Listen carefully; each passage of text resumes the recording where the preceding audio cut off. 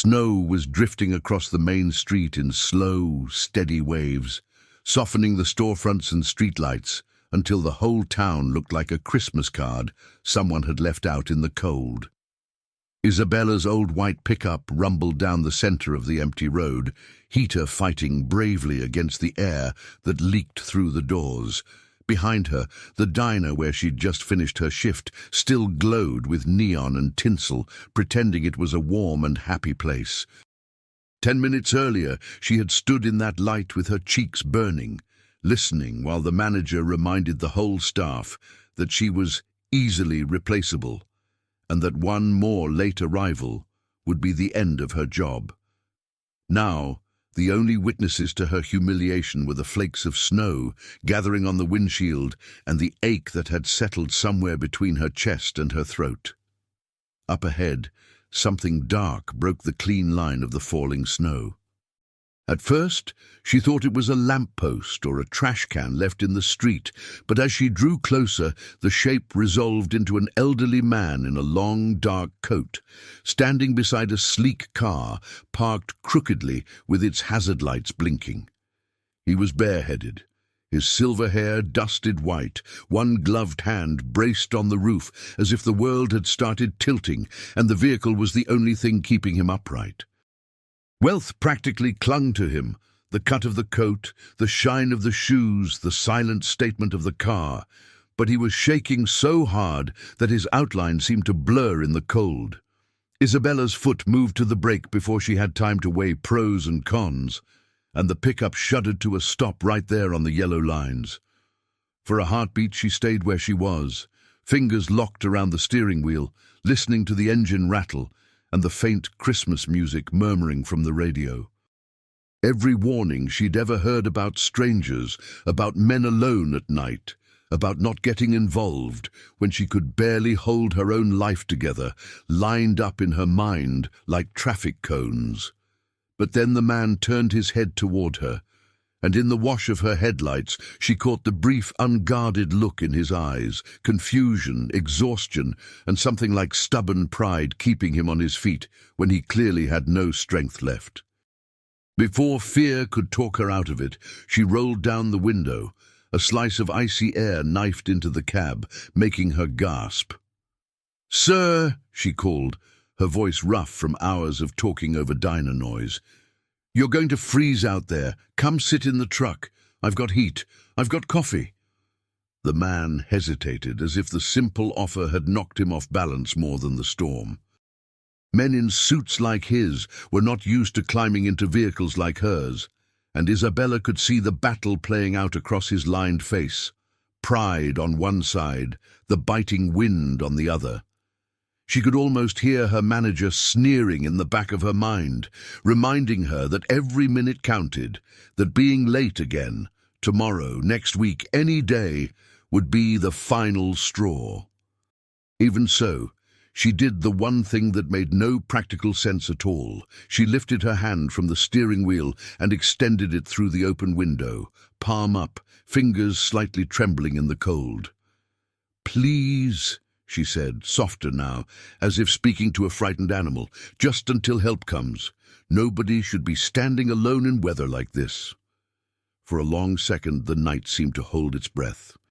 Snowflakes floated between them, like tiny, bright secrets, landing on his shoulder, melting against her skin. Then the man stepped closer, the blinking hazard lights washing his coat in pulses of orange, and laid his gloved hand carefully in hers, as though accepting more than a ride. The touch was brief but decisive. After that, the rest was simple motion. Around the front of the truck, door opening, the creak of worn springs as he settled into the passenger seat and set a heavy leather briefcase on his knees. Isabella rolled up the window, turned the heater to its highest setting and pulled back onto the road, her heart beating a little too fast for reasons that had nothing to do with black ice. She had no way of knowing that this quiet, instinctive act, this hand extended in the middle of an empty, snowy street, would be the very thing that forced this stranger to walk into her diner in broad daylight and place her entire future on the line. For the first few moments, the cab of the truck was filled only with mechanical sounds, the low growl of the engine, the soft rattle of loose plastic, the steady hiss of the heater forcing out tired, lukewarm air. Streetlights slid past the windows one by one, their halos blurring in the falling snow, and Isabella kept her eyes fixed on the faint tracks ahead, fingers steady on the wheel. Beside her the man sat very straight, as if good posture alone could keep the cold from settling in his bones. His overcoat was dusted with melting flakes, shoulders tight, jaw clenched in a way that spoke of long years spent never asking anyone for help. The air between them felt crowded with everything neither of them knew how to say. "Sorry, it's not exactly a limousine," she murmured after a while, more to break the tension than because she expected an answer. Her voice sounded softer inside the small space, warmed by the hum of the vents and the faint Christmas carol leaking from the radio. She reached down, grabbed the dented metal thermos that always rolled under her seat, and twisted the lid open with practiced fingers. The rich, simple smell of strong diner coffee filled the cab, familiar and comforting, and she poured some into the little cup attached to the top. "Here," she said, offering it to him without looking away from the road. "It's not fancy, but it's hot." He hesitated again, then took it with a quiet word of thanks, the steam rising between them like a soft, temporary curtain. As they drove, he cradled the cup in his gloved hands, the way a man might hold on to the last piece of warmth in the world. In the glow from the dashboard lights, she noticed small details, the deep lines at the corners of his eyes, the elegant watch peeking from under his sleeve, the way his fingers tightened around the handle whenever the truck hit a patch of slush. "Car just die on you?" she asked gently, trying to keep it casual. "Battery, maybe?"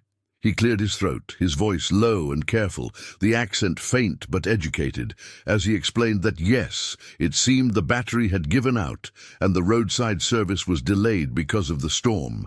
He spoke in short, tidy sentences that answered her questions and nothing more, as if each extra word cost him something he was not used to spending.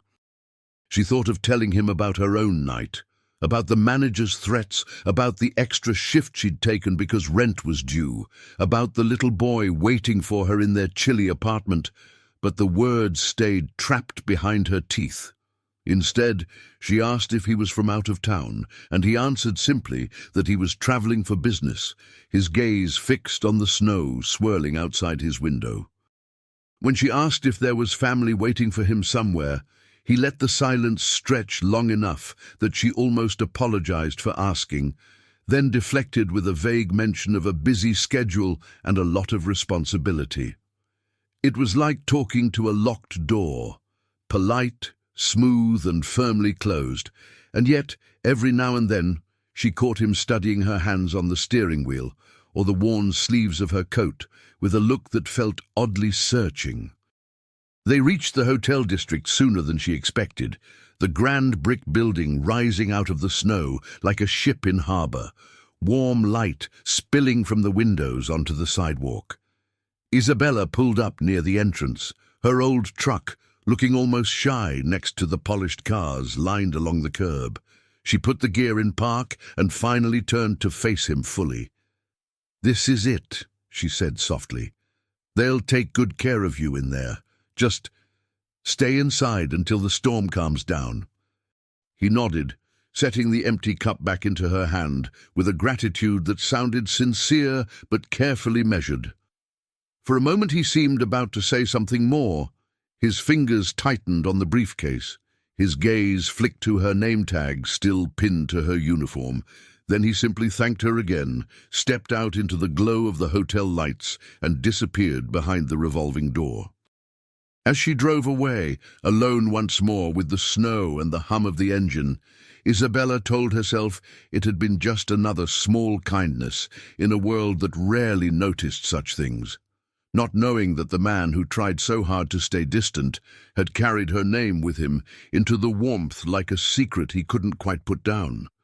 By the time Isabella turned off the engine in front of her building, The snow had settled into a quiet, steady curtain, blurring the edges of the world. The apartment complex looked tired, even under its thin frosting of white, bricks stained by time, stair rails cold to the touch. She pulled her coat tighter around herself as she climbed the steps, each one creaking in a way she knew by heart, the sounds of distant televisions and muffled arguments leaking under old doors.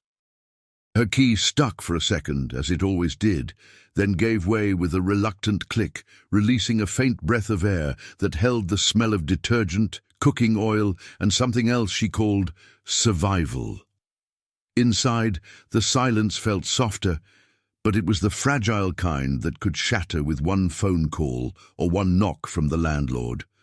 The living room was small and a little chilly, but it glowed with its own stubborn warmth. A miniature Christmas tree stood in the corner, slightly lopsided, dressed in paper stars and a string of lights she'd bought on sale 3 years earlier. On the couch, half covered by a thin blanket, her son was asleep crookedly, one arm flung over his head, his little socks peeking out from under the edge. Isabella's whole body seemed to exhale at the sight of him, the tension leaving her shoulders for the first time in hours. She walked over, brushed a strand of hair from his forehead, and pressed a kiss there, breathing in the familiar scent of shampoo and crayons. In the dim light, the anger and humiliation from the diner seemed like a distant storm, waiting just beyond their thin walls. She changed quietly into worn sweatpants and a faded t-shirt, then sat at the small kitchen table with her nightly ritual laid out in front of her. A stack of envelopes, a battered notebook, a pen that only worked if she shook it first. The tips from her shift were still in her pocket, crumpled bills and a handful of coins. So she emptied them onto the table and counted twice, lips moving silently as she added and added again, hoping the numbers would magically change. They never did. Rent, electricity, groceries, school shoes, medicine, gas for the truck, each word translated into a little piece of her peace of mind. The diner paycheck came every 2 weeks, steady but thin, and she had learned to stretch it like dough, pulling at the edges until it almost tore. Still, as she wrote in her notebook, column of have and longer column of need, memories rose like ghosts she hadn't invited. Her mother's tired hands folding clothes late at night, the way her teenage self had promised fiercely that she would never stay with someone who made her feel small. The moment she realized she was pregnant and alone and terrified, but also strangely determined. She remembered the years when her son was a baby, and every day was a negotiation between childcare, odd jobs, and the constant fear of losing him if she slipped up. The diner had not been a dream, but it had been something solid, a paycheck with her name on it, and in a world that seemed ready to swallow her whole, that had felt like a miracle. Losing that job wasn't just about money, it was about the thin thread that still tied her to a future she could almost see. On the counter, her phone buzzed, the screen lighting up the room for a moment. There was a new message from her landlord, firm but not unkind, reminding her that the rent was already late and that, after the holidays, there would be no more extensions. Above it sat a voicemail icon from the diner, left earlier that evening while she'd been driving the stranger to the hotel. When she pressed play, the manager's voice filled the tiny kitchen, sharp and unmistakable, warning her that he expected absolute punctuality from her next shift, and that any delay, any excuse, would be taken as a sign that she didn't value the opportunity.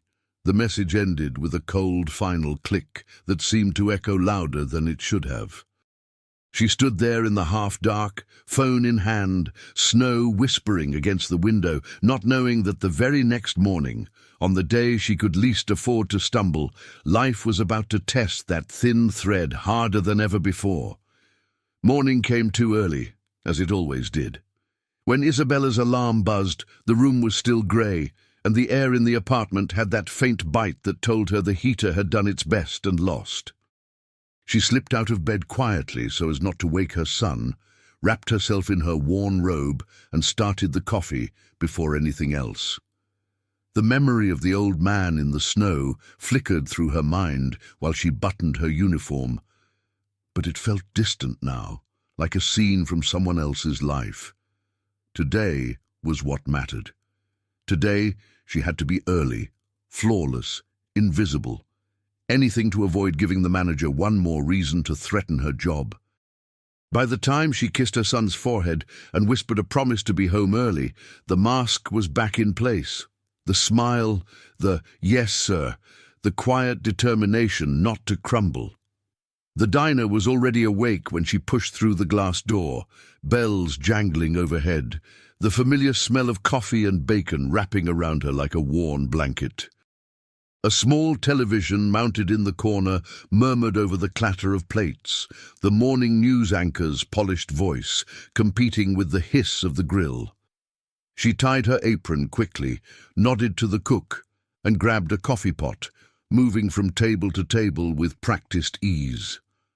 Only when she paused to refill the cup of an older man at the counter did the words on the TV catch her attention. Anonymous billionaire, restaurant empire, holiday inspections. She glanced up just in time to see a brief shot of a man stepping out of a car in some distant city. Dark coat, silver hair, surrounded by people who seemed to orbit him. It was just a second, barely even a full frame, but it snagged in her chest. The camera angle was different, the lighting better, but something about the posture, the tilt of the head made her heartbeat stumble.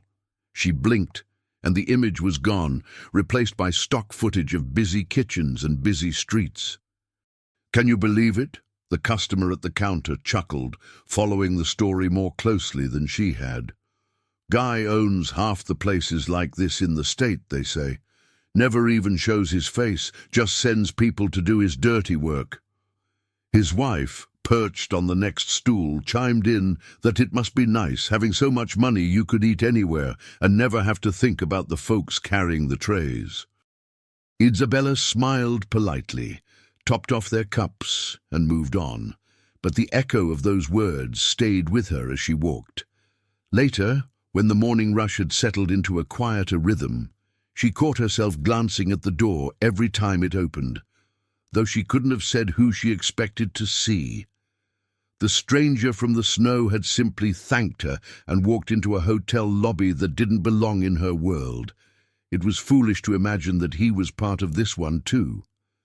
Even so, the way he had held that coffee cup, the way his eyes had searched her face for an extra second before he stepped out of the truck, those images came back in small flashes while she wiped tables and balanced plates along her arm. Outside, cars moved past the big front window in a steady stream, headlights cutting through the last of the morning fog. Any one of them a reminder of how far from that kind of life she really was. Behind the counter, the manager was in unusually high spirits, straightening condiment holders and checking the silverware as if expecting a surprise inspection. "Listen up," he barked at the staff at one point, snapping his fingers for attention. "Corporate likes to do surprise visits around the holidays. You never know when someone important might walk through that door. So smile, keep your heads down, and don't make me look bad." The words were meant as a warning, but they landed in Isabella's mind in a different way. Someone important walking through that door. She glanced at the glass, at the street beyond, where snowmelt dripped from the awning and the world went about its business, unaware that her entire future already felt like it was balancing on something small and invisible. Like the moment a stranger decides whether to remember the hand that pulled him out of the cold or to forget it entirely. The next few days slid by in a blur of routines that felt both exhausting and strangely comforting. Isabella woke before dawn, wrapped herself in the same worn uniform, and traced the same route from apartment to diner with the practiced steps of someone who had no room in life for detours. She made a point of arriving early, sometimes so early the open sign was still dark when she pushed on the glass door. Each time she stepped inside, she thought of the manager's voicemail and the edge in his voice, and she promised herself there would be no mistakes, no excuses. The memory of the man in the snow began to blur at the edges, turning into one more story she told herself on the walk home when the silence felt too heavy. On a Tuesday morning, she arrived 10 minutes ahead of schedule, proud in a small, private way as she tied her apron. The diner woke up all at once, coffee brewing, bacon crackling, the first regulars shuffling in with their newspapers and their familiar orders. Isabella moved smoothly between tables, balancing plates and refilling cups, the rhythm of work like a song she knew by heart. When a complaint came from the far booth, a plate not hot enough, eggs a little too firm, she was already heading over with a practiced smile, ready to fix whatever needed fixing. The customer was red-faced and louder than the situation deserved, grumbling about kids these days, even though she was well past her own 20s. Before she could get a word in, the manager appeared at her side, drawn by the tone of the complaint like a moth to a flame. "What's the problem here?" he asked, voice syrup-sweet for the customer and sharp as glass when his eyes cut to Isabella. The man in the booth pointed at the plate and declared it unacceptable, and the manager didn't even look at the food before turning on her. "How many times do I have to tell you to pay attention?" he snapped, his voice rising just enough for the nearby tables to hear. "We can't afford sloppy service, not with corporate watching." Isabella opened her mouth to explain that the order had been ready and waiting when the customer had gone outside to take a phone call, that the delay wasn't on her, but the manager talked right over her. "I'm sorry you had to deal with this," he said to the customer, plastering on a conciliatory smile. "Some people just don't appreciate the job they have. I'll make sure it doesn't happen again." He took the plate from her hands, passed it to the cook with a look that said the problem was all hers, and sent her to the back with a flick of his fingers. In the tiny space near the storage closet, surrounded by boxes of napkins and cleaning supplies, she leaned against the wall and let the sting of his words sink in. She hadn't been late. She hadn't cut corners. She had done everything right, and still she was the one being held up as an example of what not to be. For a moment, the unfairness of it pressed so hard on her chest that she had to close her eyes and breathe slowly until the world stopped tilting. When she came back out, the dish was already on its way to the booth, delivered by another server, and the manager was laughing at something the customer had said as though the whole scene had never happened. Isabella slipped back into her route, refilling coffee here, wiping a table there, the practiced smile returning to her face like a mask she no longer had to think about. A familiar older couple at a corner table caught her eye, and the woman gave her a small, sympathetic look, the kind that said, "I saw," without needing words. Later, as she cleared their plates, the man left an extra bill folded beneath the sugar caddy, and when she picked it up, she found a quick, scribbled note on a napkin. "You're doing a good job. Don't let anyone tell you different." It was a tiny thing, easy to miss, but it landed in her heart with surprising weight. That night, sitting at her kitchen table with the envelopes and the notebook once more, she thought about leaving. Just quitting, walking away before the manager could strip away what little dignity she had left. The idea flickered like a candle in her mind. Freedom from his voice, from the constant threats, from the feeling that one wrong move would send her whole life crashing down. But then she pictured her son's school backpack hanging by the door, the rent notice still folded in the drawer, the way his face lit up when she brought home leftover pie or a little extra from a good tipping day. She set down her pen and rubbed her temple, the echo of the note in her pocket bouncing against the memory of the manager's anger. Somewhere between those two, she knew, was the question she kept trying not to ask. How much longer could she keep choosing kindness and patience in a world that seemed determined to pay her back with disappointment? The diner had a way of swallowing time, stretching some hours thin and packing others so tightly with noise and orders that they left her dizzy.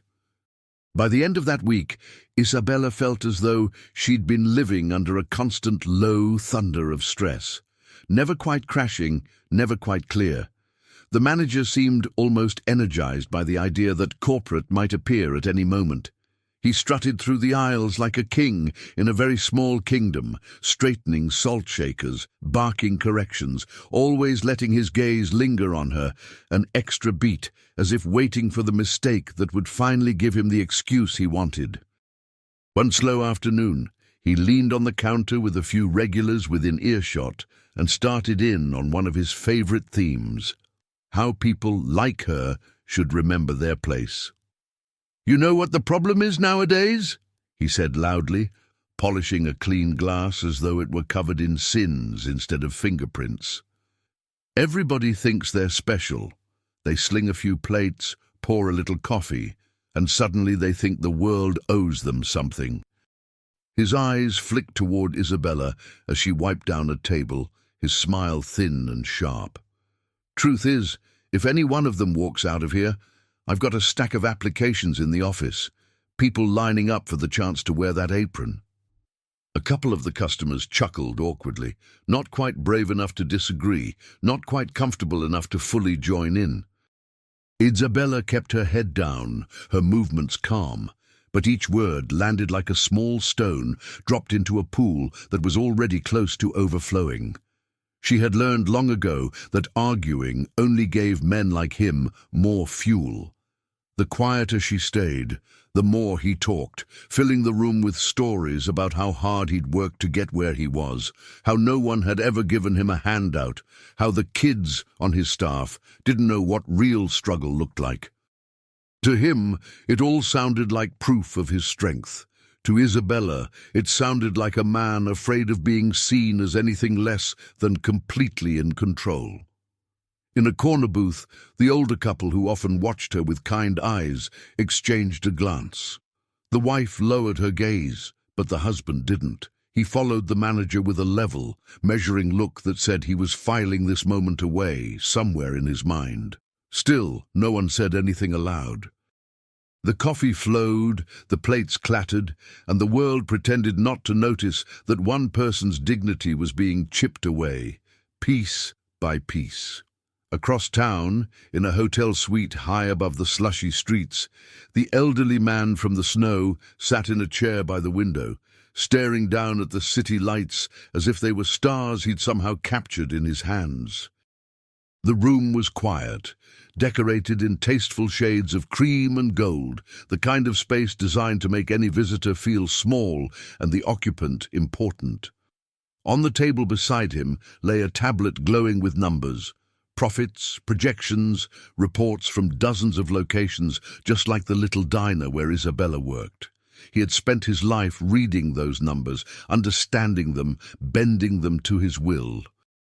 They had always been clear, logical, easier to face than people with their needs and fears and inconvenient humanity. But now, every time his eyes slid over the word staff, he saw a young woman sitting behind the wheel of a battered truck, offering him a cup of coffee she could have just kept for herself. He remembered the sting of the wind that night, the humiliation of standing helpless beside a dead car, stripped of the invisible armor money usually gave him. He remembered the way she hadn't asked who he was or what he did, hadn't tried to impress or flatter him. She had simply seen a man in trouble and stopped. Somewhere between then and now, calls had been made, questions quietly asked. A name had been written on a notepad, Isabella, a location underlined, small-town diner, part of his own web of investments. Pride had kept him from reaching out immediately. He told himself he was too busy, that one small act of kindness didn't require repayment, that he didn't owe her anything. And yet, here he was, sitting in a warm room while she walked slippery sidewalks in worn shoes, unable to shake the feeling that if he did nothing, he would be choosing to stand in the snow again, only this time on the inside of the glass. Back in the diner, as the shift wound toward closing, Isabella stacked menus and wiped the last smudges from the front door glass. Snow flurries had started up again, dancing under the streetlights, and for a moment she found herself remembering how that same light had fallen on the man's face when he finally took her hand. She wondered if he had made it home, if he'd gotten his car fixed, if he'd already forgotten her entirely. The manager brushed past her on his way out, tossing a perfunctory "don't be late tomorrow" over his shoulder as if it were a blessing instead of a threat. She watched him go, then turned the sign to "closed," feeling that familiar mixture of relief and dread curl in her stomach. Tomorrow was another shift, another chance to keep everything from falling apart, or to lose the one thing she couldn't afford to lose. Somewhere above that small, flickering world, a man with the power to change it sat alone with his conscience, and the distance between their lives had never been smaller or more dangerous. Christmas morning arrived dressed in white, the storm having spent the night piling drifts against curbs and burying parked cars up to their bumpers. Isabella woke to the sound of the wind gnawing at the windows and the faint rattle of the old heater struggling to keep up. Her son padded sleepily into the kitchen in his worn pajamas, eyes shining at the sight of the little tree still blinking bravely in the corner, and for a few minutes she let herself lean into his excitement. They shared instant cocoa and a quick hug, a tiny island of warmth in a sea of responsibility. Then she checked the time, saw how late it already was, and felt her stomach drop. The roads would be bad. The buses would be slower. The manager's warning echoed in her head like a threat written on ice. She left the apartment layered in sweaters and guilt, kissing her son's forehead and reminding him to stay inside and watch his Christmas cartoons until the neighbor came by to check on him. Outside, the world had turned into a maze of half-cleared streets and impatient drivers, tires spinning against packed snow. The bus crawled along, stopping often, and every red light felt like a hand closing tighter around her throat. She watched the minutes march forward on her phone screen, helpless to stop them, and whispered small, desperate prayers into the fogged-up glass. By the time she jumped off at her stop and hurried down the block, her shoes were soaked through, her fingers numb, and the familiar jangle of the diner's bell sounded more like a summons than a welcome. Inside, the diner was nearly full. Families in sweaters, couples sharing holiday breakfasts, a few solitary souls nursing coffee as if it were courage. Tinsel and lights glittered along the walls, reflecting in the chrome and glass, making the place look kinder than it felt. As soon as Isabella stepped through the door, shaking snow from her sleeves, the manager's gaze found her like a spotlight. He was behind the counter, arms folded, expression already carved into something hard and sharp. "Look who finally decided to show up," he said, loud enough that the nearest tables went quiet. "Late on our busiest morning. Again." The word "again" cracked like a whip.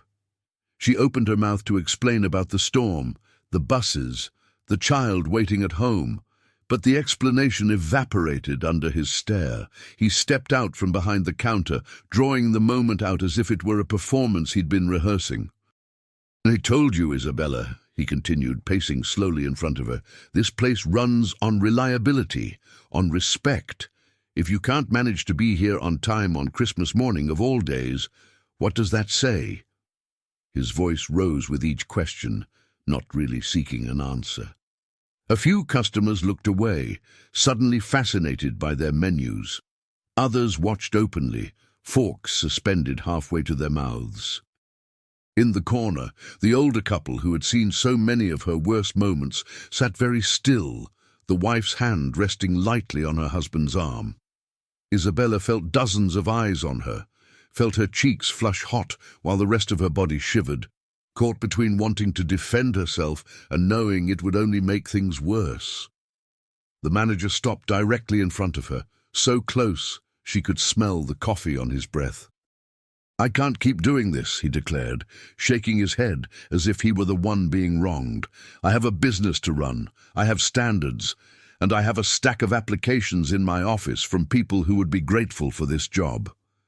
He reached for her apron, fingers brushing the knot at her waist, the gesture clear and final. "Maybe it's time you learned that actions have consequences. Take off the apron and go home, Isabella. We're done here." For a single, suspended second, the diner was utterly silent. No clatter of dishes, no hiss from the grill, just the pounding of her heart in her ears. She was about to untie the strings, hands trembling, when the bell over the door gave a bright, clear ring, and a gust of cold air swept through the room, followed by a calm, familiar voice that cut cleanly through the tension and made her freeze in place before she could take a single step. The voice wasn't loud, but it carried with a calm authority that sliced right through the silence. "Excuse me," it said from near the entrance, the syllables measured, slightly roughened by age. Isabella didn't dare turn right away. She stood frozen, fingers still caught in the knot of her apron, while the manager's hand hovered awkwardly in midair. For a heartbeat, the whole diner hung between one moment and the next. Then, before anyone could fully register who had spoken, the cook shouted from the kitchen that a breaker had blown, and the grill was dying. The manager flinched, torn between the breakfast rush and the dramatic firing he'd staged for himself, and in the end, his priorities chose for him. "Don't move!" he snapped at Isabella, jabbing a finger in her direction before hurrying toward the back, leaving her stranded in the middle of the floor like an actor forgotten under a spotlight. She let her hands fall to her sides, feeling more exposed than if he had actually taken the apron off her. Conversations slowly started up again in cautious murmurs, spoons clinking against plates as people pretended nothing had happened. The bell over the door chimed once more as a gust of cold air died away, and when she finally allowed herself to glance toward the entrance, all she saw was the back of a man in a dark coat taking a seat at a corner table, a leather briefcase resting at his feet. Her heart stumbled in her chest, the set of his shoulders, the silver at his temples. She knew them. But from this distance, in this light, she couldn't be sure, and the last thing she could afford was to look like she recognized him, if he had already forgotten her. So she turned to the nearest table, picked up a pot of coffee, and clung to the only thing she could control: work. For the next hour, she moved on muscle memory alone. Pour, smile, how's everything tasting? Clear plates, repeat. She felt the man's presence like a low hum in the back of her mind, acutely aware that he hadn't left, that every time she looked up there was a chance she would catch his eye. Several times she thought about going to his table, about asking if he needed anything, about seeing if there was even a flicker of recognition in his face. Each time, fear talked her out of it. What if it wasn't him and she embarrassed herself? Worse, what if it was him and he chose in that moment to pretend she was a stranger? That possibility stabbed deeper than the manager's threats ever had. Being fired hurt, but being erased by someone whose hand you had once held out of simple kindness, that felt unbearable. When the breakfast rush finally thinned and the grill came sputtering back to life, the manager emerged from the kitchen red-faced and irritable, more focused on lost tickets than on the unfinished humiliation he had left in the middle of the floor. He barely looked at Isabella as he shoved order slips at her and barked instructions, as if the spectacle of earlier had been nothing more than an overreaction he preferred to forget. No one said the words, "You're fired," again, but no one said, "You're safe," either. Her job seemed to be hanging in some invisible space between those two sentences, and each step she took felt like walking across ice she wasn't entirely sure would hold. By the time her shift ended, the man in the dark coat was gone. She hadn't once dared approach his table. She hadn't seen him leave. All that remained was a faint ring on the surface of the table where his coffee cup had been, and the echo of a voice that might have been his or might have belonged to someone else entirely. That night, alone at her kitchen table with the tree lights off and her son asleep in the next room, the doubts crowded in like uninvited guests. She replayed every second of the morning, the storm, the crowded bus, the look on the manager's face when she walked through the door, the way his hand had reached for her apron strings, hungry for that moment of power. She wondered if she should have taken it off herself and walked out before he could finish the scene. She wondered if she should have gone straight to the man in the corner, if it really had been him, and asked for help while she still had the chance. Pride and fear wrestled inside her, just as they had in him on that snowy street. Pride whispering that she could handle this on her own, fear insisting she was already at the edge of what one person could endure. Outside, the wind pushed against the windows, and for the first time in a long while, she let herself admit the truth that had been growing quietly in the back of her mind. She didn't know how much longer she could keep living like this, suspended between hoping things would get better and bracing for the moment everything finally broke. Morning crept in through the thin curtains, grey and hesitant, as if it too were unsure it wanted to face another day. Isabella woke with the weight of yesterday sitting squarely on her chest, the memory of the almost firing and the man in the corner pressing against her like a bruise. For a moment she stayed very still, listening to the soft breathing coming from the next room and the distant rumble of traffic over slushy streets.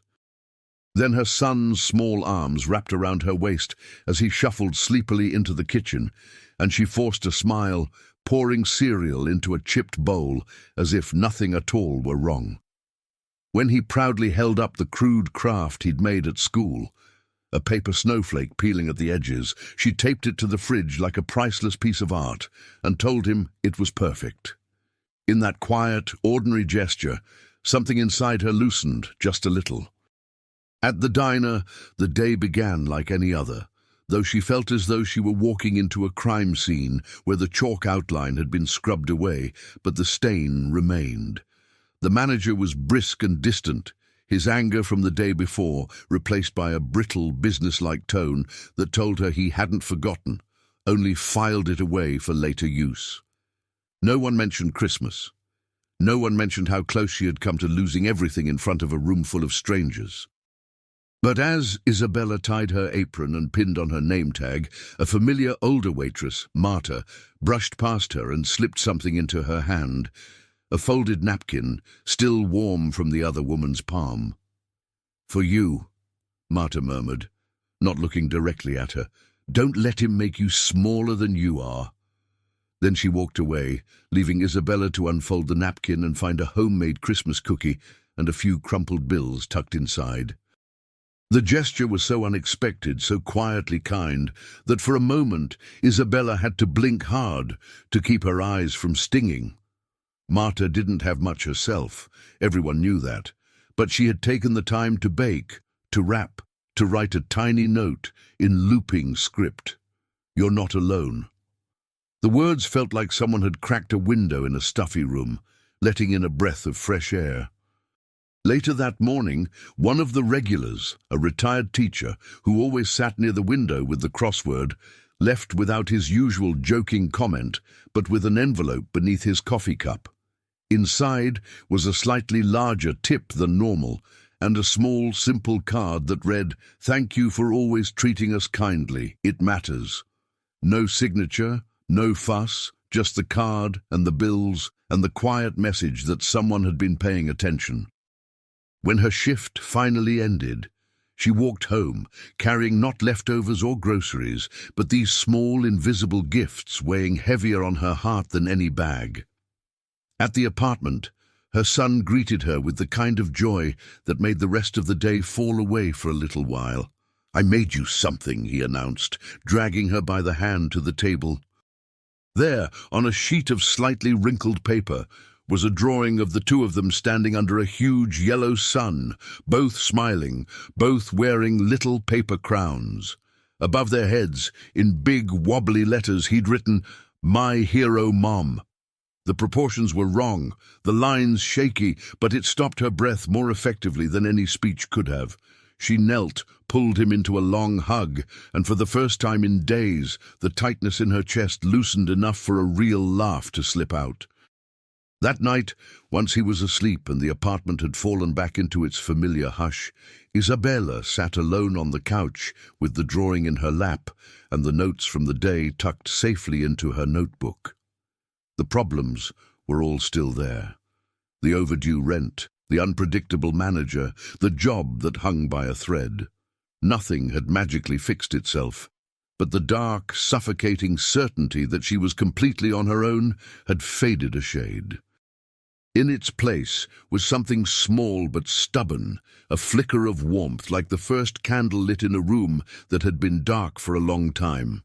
Somewhere out there, people had seen her, really seen her, not just as a body carrying plates, but as a person trying her best not to break. She went to bed with that thought held close, not knowing that even as she slept, plans were quietly shifting in offices and hotel rooms she had never entered, and that her simple, steady kindness had already begun to echo in hearts and boardrooms far beyond the walls of her little diner. 2 days after Christmas, the air had that dull, grey heaviness that comes when the decorations are still up, but the magic has already packed its bags. Isabella moved through the diner with the slow, practiced rhythm of someone who was tired but refusing to show it. The emergency of Christmas morning had faded into a kind of uneasy truce. She still had her job, though no one had actually said the words, and the manager had settled into a sour, watchful mood as if he were waiting for her to slip again. She told herself that surviving was enough for now. Get through the shift. Get through the week, get through the month. Survival had a way of shrinking dreams down to the size of the next electric bill. The first sign that the day would be different came in the form of a rumor, drifting from the kitchen to the floor like steam. "Corporates in town," the cook said to another server when he thought no one was listening. "Some big inspection could hit any of the locations." A few minutes later, the manager confirmed it with forced cheer, clapping his hands to get everyone's attention. "Eyes open, people," he announced. "We may have visitors today, representatives, evaluators. We're going to show them how it's done." His tone made it clear that "we" meant you, and every misstep would land squarely on their shoulders. Isabella felt that familiar knot tighten in her stomach, but she kept her smile in place and kept moving, one foot in front of the other, one table at a time. Across town, in a conference room overlooking the main street, the elderly man from the snow listened to a district manager walk him through charts and bullet points. The man spoke about performance metrics and staffing costs, about customer satisfaction surveys and seasonal promotions. The owner nodded at the appropriate times, asked a few precise questions, and signed a stack of documents with the smooth efficiency of long habit. But beneath the surface, his focus kept drifting back to a small side note in one report: staffing concerns at this location, high turnover.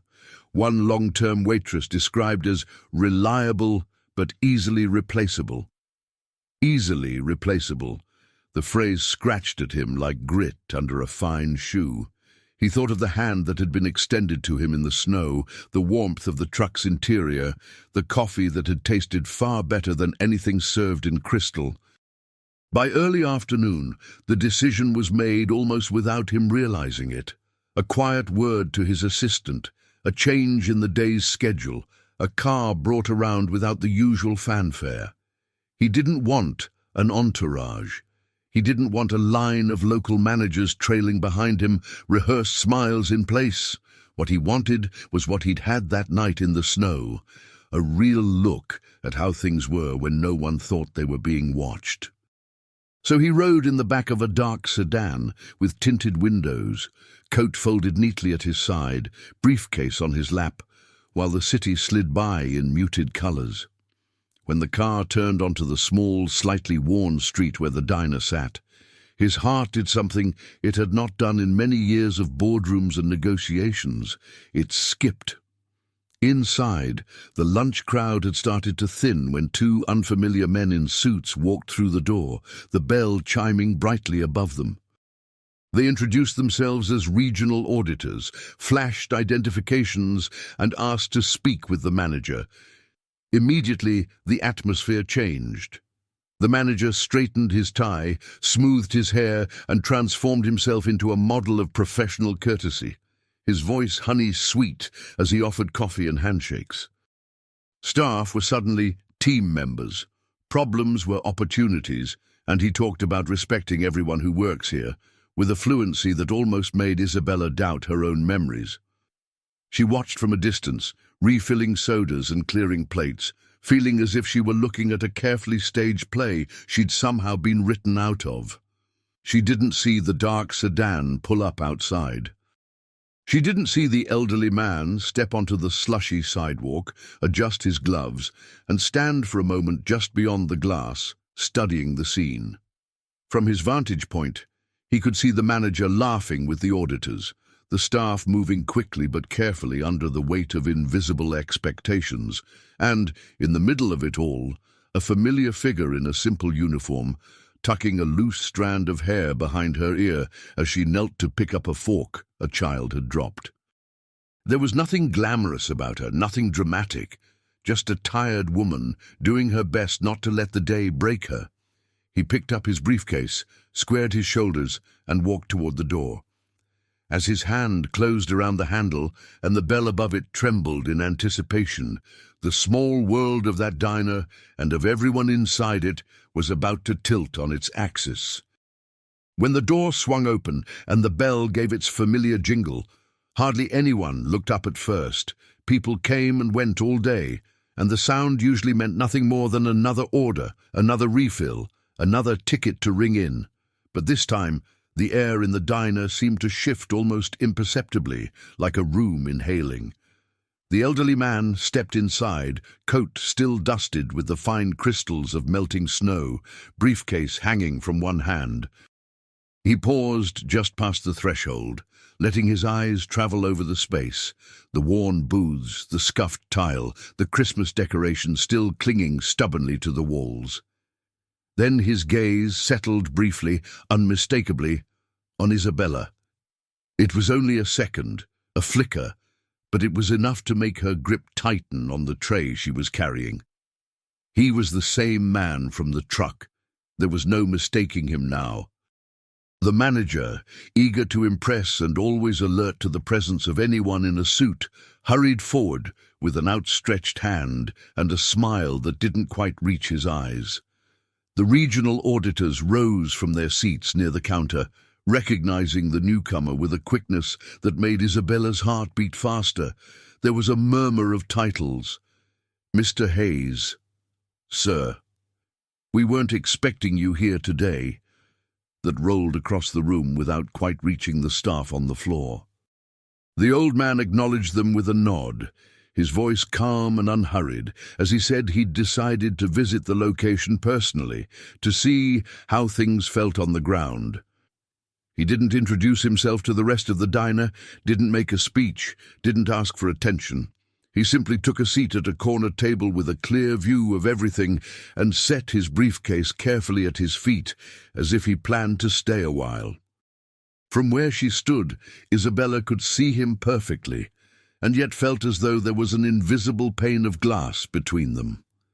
She moved through her section, topping off coffee and delivering plates, all the while aware of his eyes tracking the small, ordinary details of her day. When she approached his table with a pot of coffee and a nervous smile, he looked up at her name tag as if he were reading something sacred. "Good afternoon, Isabella," he said quietly, the way one might greet an old friend in a crowded room. The sound of her name on his lips nearly made her drop the pot. For an instant, the snowy night in the truck sprang up between them, his shivering hands, her extended palm, the steam from the thermos swirling in the dark. She managed a soft, "Good afternoon, sir," and poured his coffee with fingers that trembled only a little. If he saw it, he gave no sign, simply thanking her with the same restrained politeness as any other customer. The auditors and the manager joined him shortly thereafter, turning the corner table into an impromptu conference space.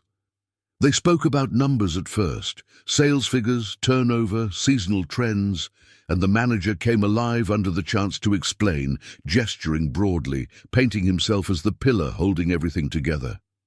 Then the questions shifted. How long had most of the staff been there? What were the schedules like? Were there opportunities for growth, for advancement? How did management handle mistakes, emergencies, late arrivals, personal crises? The manager answered smoothly, the words rolling out well-practiced. We're a family here. We value everyone. We're strict but fair. From across the room, Isabella heard phrases that bore no resemblance to her reality, each one landing like a small betrayal. Still, she kept moving, because that was what she knew how to do, work through the ache. At one point, Mr. Hayes, though no one had used that name loud enough for her to catch, lifted a hand in her direction and asked almost casually, "And this one? How long has she been with you?" The manager glanced over his shoulder, then shrugged. "Her? Oh, a while. Reliable enough, I suppose, but easily replaced like anyone else." The words were spoken lightly, almost jokingly, but they floated across the room and struck her like cold water. The old man's expression didn't change much, but something tautened in the set of his mouth. "Interesting," he murmured. The conversation circled a few more times, the auditors taking notes, the manager continuing his performance. Then, as if it were an afterthought, the elderly man closed his notebook, folded his hands on the table, and said to the manager in a tone that allowed no argument, "I'd like to speak with Isabella in your office, please. Alone, if you don't mind." The words landed in her chest with the force of a bell tolling, summons, sentence, and unknown possibility all at once. The walk from the dining room to the manager's office felt longer than any distance Isabella had ever crossed. Every step echoed in her ears, drowning out the clink of silverware and the low murmur of conversations behind her. The manager went first, shoulders squared, already rehearsing whatever version of reality he planned to present.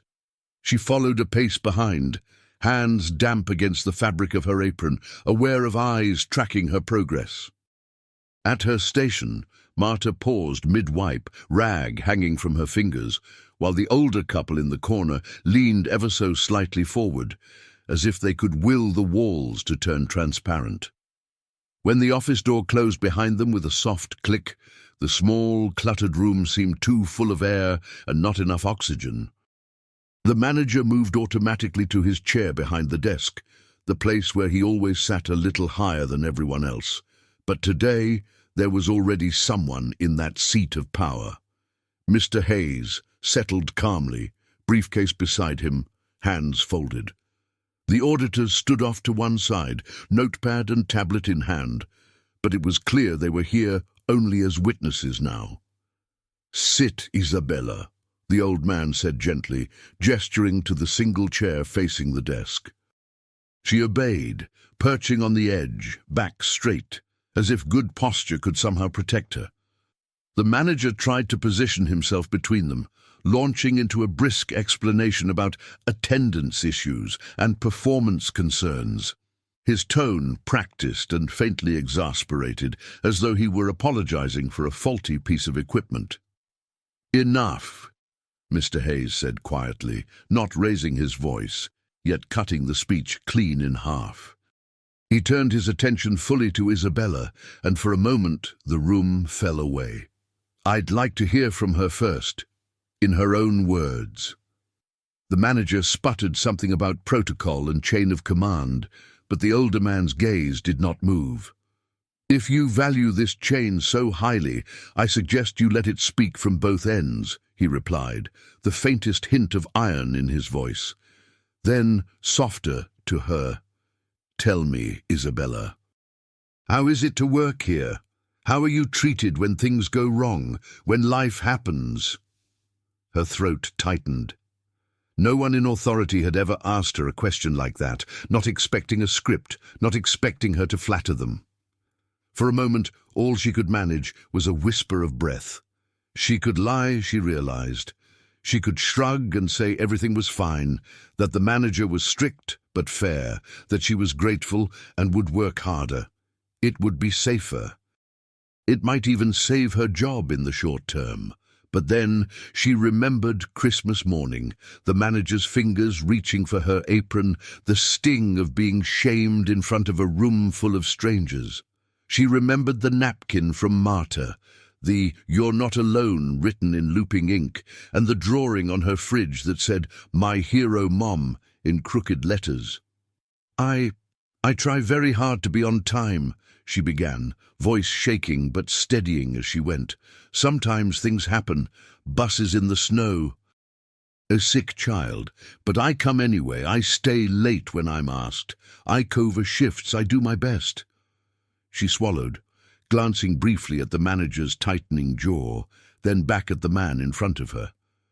"When something goes wrong, I'm not spoken to in private. I'm made an example of, in front of customers, in front of staff. I'm reminded that I'm easily replaced." Silence settled thickly over the little office after her words, broken only by the faint hum of the old fluorescent bulb overhead. The manager let out a sharp, incredulous laugh. "She's exaggerating," he said quickly, palms spread in a gesture of wounded innocence. "You know how some people are, always playing the victim. I'm firm, yes, but I have to be. This is a business, not a charity. I've given her chances she doesn't appreciate." His voice grew harder, meaner, as his fear began to show. "You can't just listen to every sob story, sir. If you want this place to make money, you need someone who can crack the whip when necessary." Mr. Hayes watched him with a calm that was almost unsettling, eyes sharp and impossibly tired at the same time. Then he looked back at Isabella, studying the way her hands twisted in her lap, the way she didn't dare look at anyone for too long. When he finally spoke, his tone was measured, but there was no mistaking the weight behind it. "I've spent a great many years looking at numbers," he said, almost as if he were talking to himself. "Profit margins, labor costs, turnover rates. It's easy from up there." He nodded vaguely toward some unseen skyline. "To forget that every position we talk about is a person who has a child at home, or an aging parent, or a bus that doesn't come on time in the snow." His gaze shifted to the manager. "What troubles me is not that mistakes happen. That's life. What troubles me is how comfortable you seem, humiliating the people who keep this place running." The manager opened his mouth, but the older man raised a hand. "We'll speak further about that in a moment," he added, voice like a door, closing softly but firmly. Then turning back to Isabella, he asked one final question, quiet enough that it felt meant for her alone. "If you lose this job, what happens?" She thought of the envelopes on her table, of the landlord's measured patience, of her son's shoes already too tight at the toes. "I don't know," she answered honestly, blinking hard. "I'll find something, I always do. But it will be very hard." Her voice cracked on the last words, and she looked away, ashamed of the emotion that had slipped through. The room was still again. Mr. Hayes seemed to weigh something invisible in his mind, the years of boardroom decisions and cost-cutting measures balanced suddenly against one small, stubborn act of kindness on a snowy night. At last, he nodded slowly, as if reaching a verdict he'd been circling for days. "Thank you for your honesty," he said. "I know that wasn't easy." Then he rose from the chair with a deliberate calm that made the manager swallow.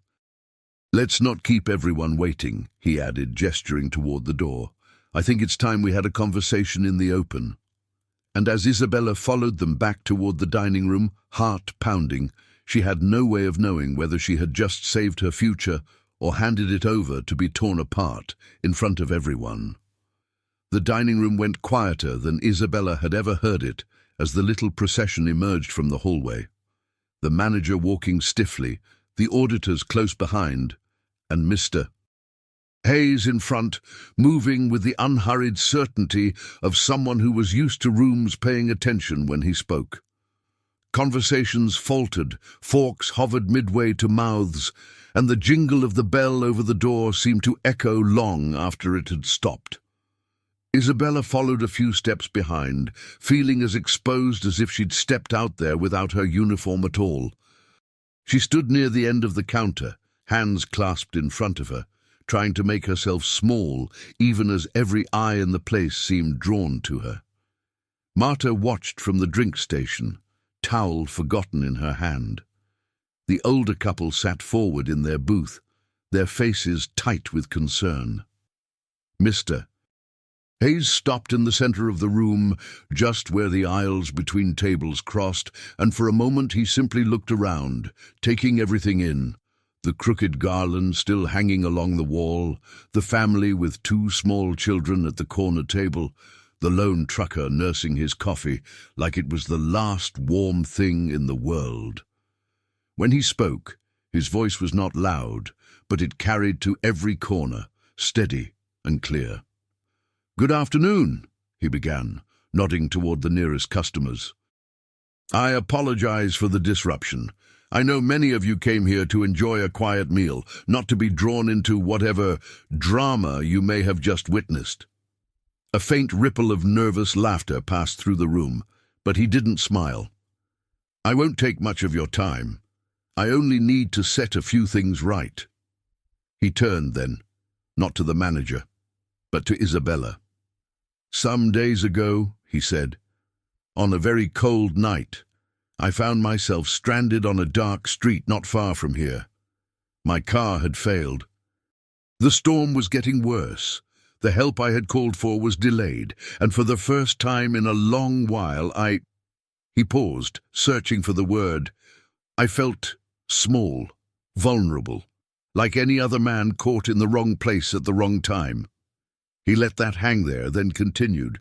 Cars passed, people glanced and looked away. No one stopped.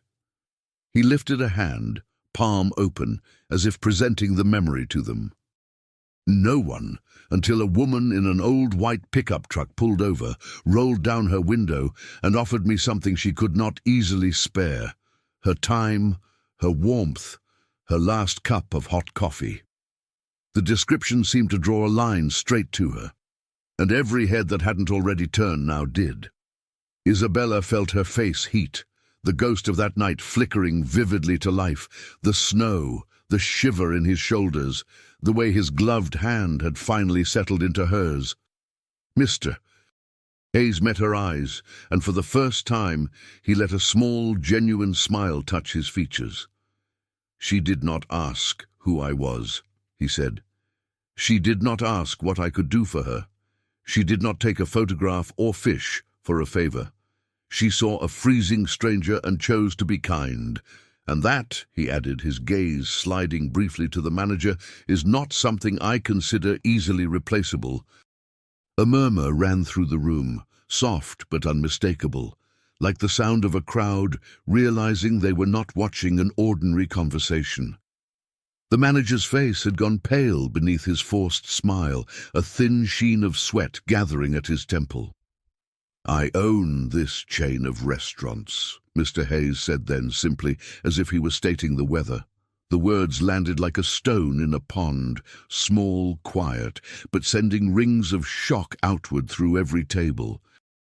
Not as some distant investor who never sees the floor, but as a man who believes that how people are treated when no one important is supposed to be watching is the truest measure of a business.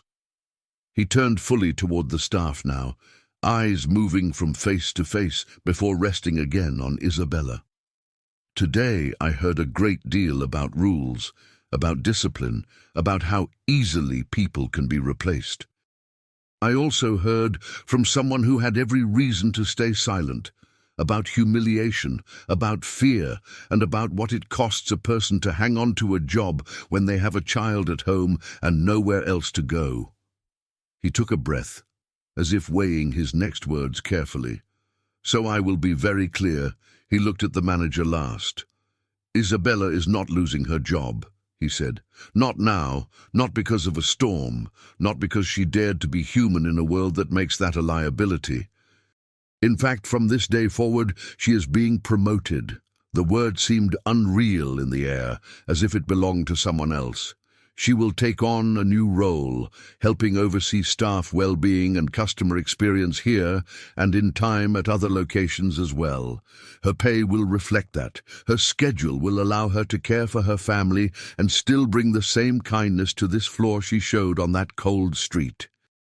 There was a little gasp from somewhere behind the counter, and Marta's hand flew to her mouth. Isabella stood rooted to the spot, eyes wide, feeling as though the room had tilted and she was the only thing not yet sure where to land. "As for you," Mr. Hayes continued, turning back to the manager, "you have a choice." The softness in his tone had cooled, leaving something harder beneath. "You may step down from your position today, or you may agree to intensive retraining and close oversight. If you choose the latter, and I hear even one more credible report of public humiliation or disrespect toward your staff, your time with this company will end, quietly but permanently." The manager opened his mouth, then closed it again, caught between anger and the stark realization of how much he stood to lose. Around them the staff stood very still, watching the man who had towered over them for years look suddenly much smaller. Mr. Hayes let the silence stretch just enough to make the weight of the moment settle on every pair of shoulders in that room, on those who had suffered and on those who had turned away. And as Isabella tried to grasp the fact that her life had just shifted in a way she'd never dared imagine, she couldn't help but wonder what would happen next. What a promotion would truly mean. How a man used to shouting would respond to being told to listen, and whether the simple act of offering a hand in the snow could really change not just her fate, but the future of everyone who worked within these four walls. Change did not arrive with trumpets and fanfare.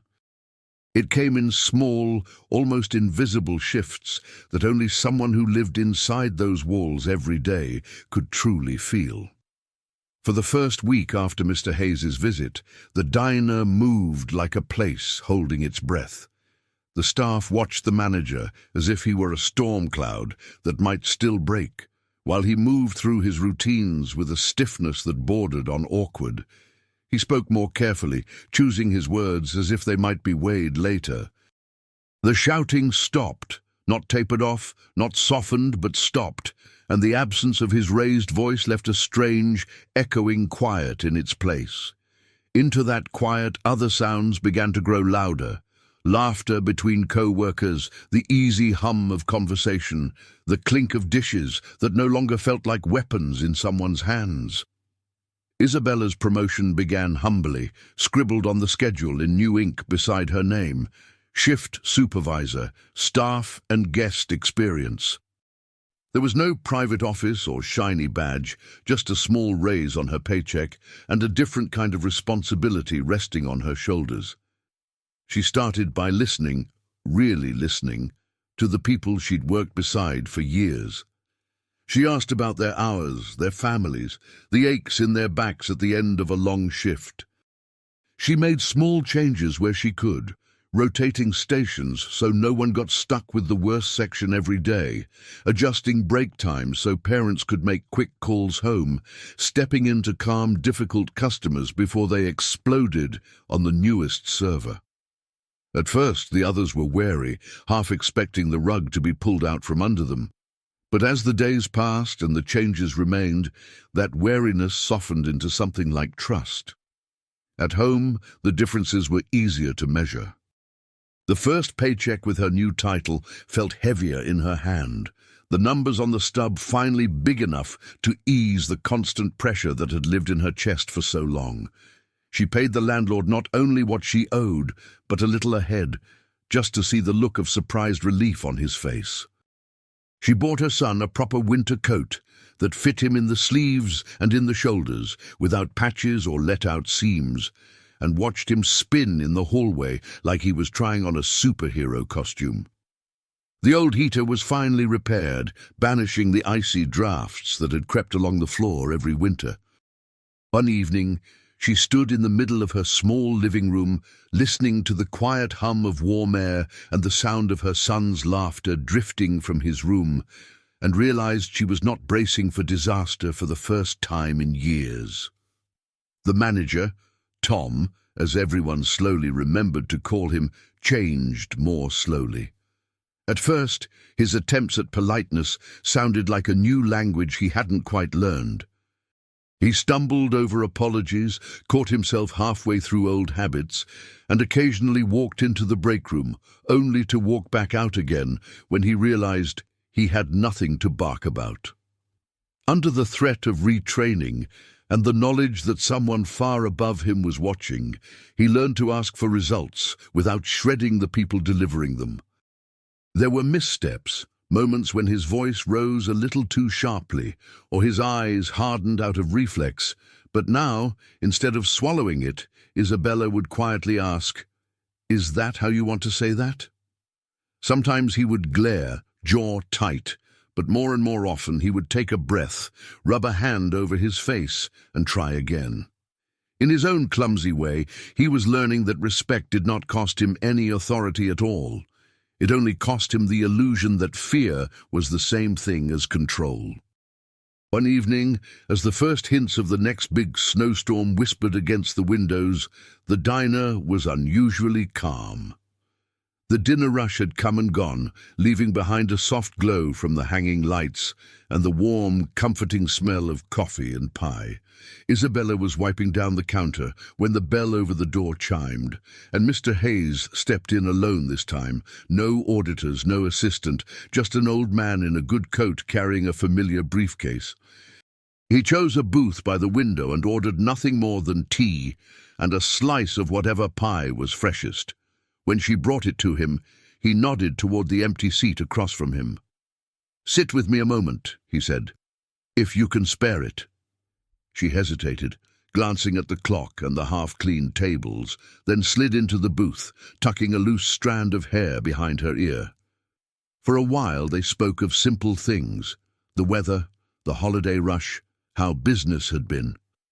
He asked how the changes were going, and she told him honestly about the good and the hard, about staff slowly uncoiling from years of tension. Then he grew quiet and studied her face with that same searching look she remembered from the truck. "Now that the ground beneath your feet is a little more solid," he said gently, "tell me something. What do you want for yourself, Isabella? Not for your son? Not for your landlord, not for this place, for you." The question caught her off guard. It had been a long time since anyone had asked her that, maybe ever. She stared at the table for a moment, tracing a finger along a small scratch in the laminate, feeling the old habit rise up to say she only wanted stability, a roof, safety. But another answer, one she'd kept buried under bills and shifts and exhaustion, pushed its way to the surface. "I've always loved food," she said slowly. "Not just serving it, making it. Listening to people talk and then making something that feels like home to them, even if it's just for an hour." Her voice grew steadier as she went on. "Before I had my son, I thought maybe I'd study hospitality, or open a small place of my own someday. Nothing big, just somewhere warm, somewhere people knew they would be seen." She laughed softly, shaking her head at herself. "Then life happened, and it felt selfish to keep dreaming when I was busy just trying to keep the lights on." She looked up, half expecting to see amusement or gentle dismissal in his eyes. Instead, she found only a thoughtful kind of seriousness, as if he were examining not just her words, but the courage it had taken to say them. He didn't make promises. He didn't reach for dramatic declarations. Instead, he nodded once, slowly, as if tucking the information away in the same careful place where he had kept her name since that night in the snow. "Dreams aren't selfish," he said quietly. "They're direction, and you've spent a long time walking without a map." He finished his tea, left payment on the table with a tip that made her eyebrows rise, and stood. "Keep thinking about that place," he added as he pulled on his gloves. "What it would look like, what it would feel like to walk through the door. We'll talk about it again." Then he stepped back out into the cold, leaving her alone in the booth, with a cooling slice of pie, and a heart stretched gently between where she stood and a future she had hardly dared to outline. For the first time, the idea that her life could be more than survival didn't feel like a cruel joke. It felt like a door, standing slightly ajar, waiting for her to decide whether she was brave enough to push it open. The next Christmas Eve crept into town almost shyly, as if it remembered too well what had happened the year before. Snow fell in gentle, unhurried flakes, layering the sidewalks and softening the sharp edges of the world. Inside the diner, the lights were warmer, the decorations hung a little straighter, and the air carried a quiet sense of calm that hadn't been there in other winters. The staff moved with a new kind of ease, still busy, still tired, but no longer braced for the next blow. Laughter slipped more easily between orders, and small acts of kindness, an extra slice of pie here, a refilled cup without being asked there, wove themselves into the fabric of the day like threads of gold. It was the same place, on paper, but anyone who stepped inside could feel that something fundamental had shifted. Isabella stood behind the counter for a moment, letting herself simply look. Marta was teaching a younger server how to hold 3 plates in one hand without clatter, speaking softly instead of snapping. Tom, the once fierce manager, now paused to help a busboy pick up a dropped tray, offering a quiet word of encouragement instead of a public scolding. At a corner table, the older couple who had witnessed so many of her hardest days shared a slice of pie, and when their eyes met hers, the woman lifted her coffee cup in a tiny, proud salute. The hum of conversation rose and fell around her, and for the first time, Isabella felt not like a piece of furniture in someone else's business, but like a pillar holding up a roof that sheltered more than just herself and her son. This was still work, still tiring, but it no longer felt like a battlefield. It felt strangely like community. After the rush slowed, she slipped out for her break and walked to the front window, pressing a hand lightly against the cool glass. Outside, the world was all soft whites and muted colors, the streetlights catching the falling snow in quiet halos. Her son was at home with a trusted neighbor, proudly guarding their slightly less crooked Christmas tree, new coat hanging by the door, a stack of second-hand books waiting to be opened in the morning. The rent was paid, the heater worked. There was food in the fridge that had not been donated or scraped together, but bought with the confidence that there would be another paycheck after this one. For someone on the outside, it might not have looked like much. For her, it was the difference between clinging to the edge of a cliff and finally standing on solid ground. The bell over the door chimed, and she didn't have to turn to know who it was. The room seemed to recognize him before her eyes did, the way conversations softened and smiles appeared without anyone quite knowing why. Mr. Hayes entered without entourage, coat dusted with snow, briefcase in hand, and took his now familiar seat by the window. When she brought him his tea, he didn't even need to order any more. He asked, as he always did, how she was. This time her answer came easily. "I'm good," she said, and was surprised to realize it was fully true. He asked about her son, about the staff, about how the new role was fitting.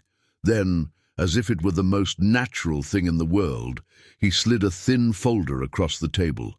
Inside were forms, outlines, and at the very top, a simple heading.